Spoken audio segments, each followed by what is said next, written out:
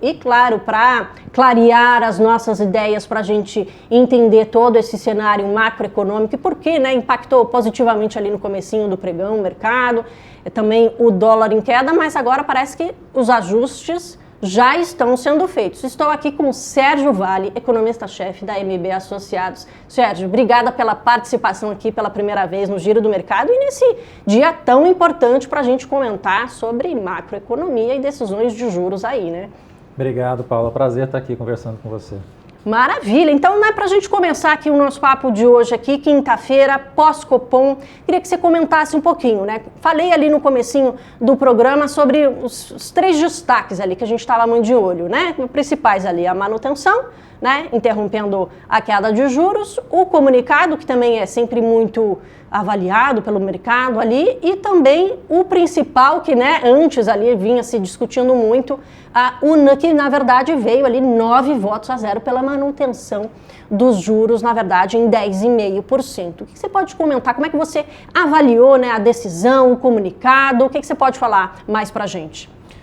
Eu acho que assim, o Banco Central teve um aprendizado em relação à última decisão, que foi 5-4, que causou tudo aquilo que a gente viu acontecer e que demandava uma resposta por conta das dificuldades de reputação que surgiram ali naquela decisão, né? Por mais que você colocasse que tinha justificativas técnicas por uma queda mais forte, ficou um certo desconforto no entendimento que tinha algo diferente acontecendo. Depois das falas do presidente na terça-feira especialmente, o Banco Central ficou numa situação ainda mais delicada. Então, dado o que tinha acontecido, a fala do presidente, se o BC tivesse decidido, de novo, né, fazer um corte com uma queda, alguns colocando uma queda, outros mantendo em 10,5%, você teria uma situação hoje nos mercados provavelmente mais sanguinária, né? Estaria uma situação mais dramática. Então, assim, acho que o BC fez a decisão que já era esperada antes da fala do presidente na terça-feira, fez a decisão correta, que estava todo mundo esperando já, 9-0, e isso está acontecendo, né, manter em 10,5%, por conta não das falas, da própria decisão do BC, mas basicamente, essencialmente, por conta das dificuldades que a gente tem aqui dentro na parte fiscal, né, que ainda permanecem muito intensas, e as dificuldades externas, né, o cenário americano, especialmente, cada vez mais complicado até o final do ano. Essas duas coisas vão permanecer, então o cenário ainda vai estar bastante volátil. Você já deu a dica aí, vai ficar bastante volátil, mas a gente queria daqui a pouco entrar um pouquinho mais no detalhe, né, no nosso próprio cenário aqui e também falar dos estrangeiros, mas focando um pouquinho mais nessa decisão realmente na unanimidade, né, porque trouxe aí um certo alívio no começo, né, veio, enfim, a gente viu os ativos de risco, o dólar até terem uma reação bastante positiva logo no início, né, mas o quanto disso deve continuar, porque a gente já está vendo o dólar subindo de novo e a bolsa, né, vamos dizer, perdendo também um pouco dos ganhos que começou o dia. O quanto que essa decisão unânime que era esperada, ela pode continuar como uma reação dos investidores? Ela tende a continuar ou realmente foi uma reação mais a curto prazo mesmo?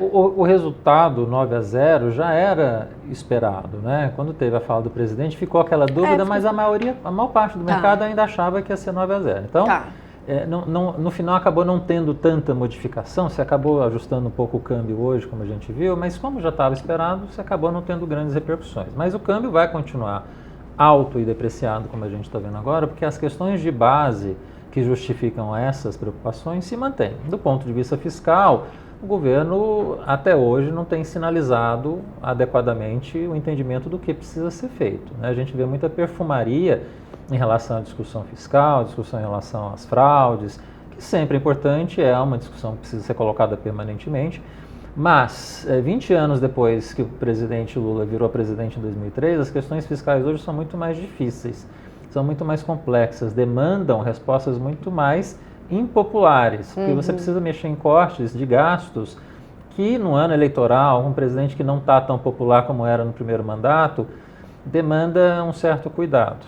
E a gente sabe que, pelas sinalizações do próprio presidente, isso não vai acontecer com facilidade, o mercado fica estressado e vai manter esse estresse provavelmente. E tem o outro estresse que é do próprio Banco Central, e essa questão fiscal veio na fala de segunda, né? A gente ficou preocupado. Aí a fala da terça-feira do presidente foi para o Banco Central, política monetária. A partir de agora, o 9-0, que era esperado, é uma questão que fica já isolada, já passou. A grande questão que a gente precisa acompanhar a partir de agora são as trocas que a gente vai ter, tanto da presidência do Banco Central, quanto os outros 2 diretores, além do presidente, no final do ano. Essa é a grande dúvida do mercado hoje. Você vai colocar que perfil na presidência do Banco Central? O presidente sinalizou na terça-feira que ele deseja alguém que é diferente do que o mercado gostaria de ver. Então, essa batalha, essa guerra que a gente vai vivenciar aí ao longo dos próximos meses, vai ser outro elemento de estresse que a gente vai vivenciar por parte do Banco Central, por parte da política monetária. Isso só adiciona risco, só adiciona incerteza.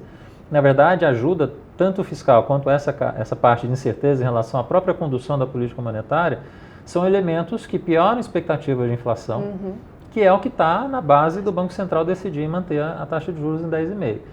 Então, se antes, no passado, nos últimos anos, o fiscal era sempre o elemento de pressão, hoje a gente está adicionando a questão da política monetária, que durante muito tempo estava, de certa forma, blindada. Hoje, essa blindagem diminui um pouco, com as falas do presidente e a ideia de que, olha, eu quero um presidente, um Banco Central que não olhe só a inflação, que olhe crescimento também. Mas vai olhar crescimento como? O que vai significar isso em termos de juros? Quem vão ser as pessoas que vão entrar? Quem vai ser o presidente? Essas dúvidas vão permanecer nos próximos meses. Infelizmente, são dúvidas que não acalmam. São dúvidas que, dado o que está aparecendo, vai colocar mais estresse do que calmaria. E falando, né, desse ponto bastante importante que você mesmo falou que vai trazer volatilidade e vai ser aí o principal ponto a ser discutido realmente essa troca na presidência do Banco Central, né? Você bem falou aí, vieram nomes, né, mais heterodoxos, né, ali no Banco Central, nada definido até agora. A gente tinha ali, né, vinha se falando muito da preferência ali pelo Galípolo, mas outros nomes surgiram, né, misturando um pouco aqui dessa unanimidade que a gente teve na decisão e essa troca, porque no começo do ano, então, na verdade, o governo vai ter 7 cadeiras do Banco Central, né? Além da troca do presidente, mais 2 diretores também ali que devem ser indicados pelo presidente.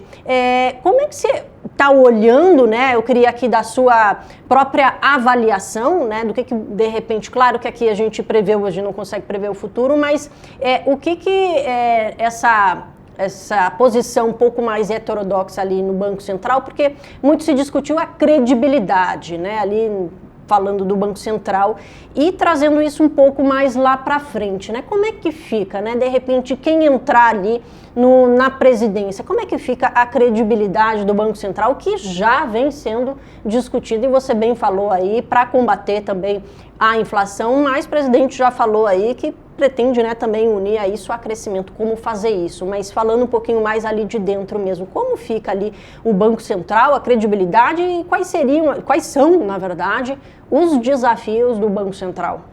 Pois é, Paulo, o problema do Banco Central mais heterodoxo é que demanda uma resposta que tem que ser ainda mais agressiva, o mais contundente, para sinalizar que, olha, não, estamos de fato perseguindo a meta, a gente vai trabalhar com a taxa de juros para levar essa inflação para 3%.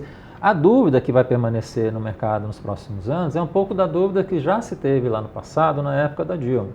Você não tinha uma situação de descontrole, mas o que a gente tinha? A gente tinha um Banco Central que estava confortável com uma inflação no teto da meta. A meta era maior, era 4,5%, o teto era 6,5%, a inflação ficou permanentemente no governo da Dilma em 6,5%. E você manobrava a Selic para a inflação ficar nesse patamar, né? Ela não conseguia baixar abaixo de 2 dígitos.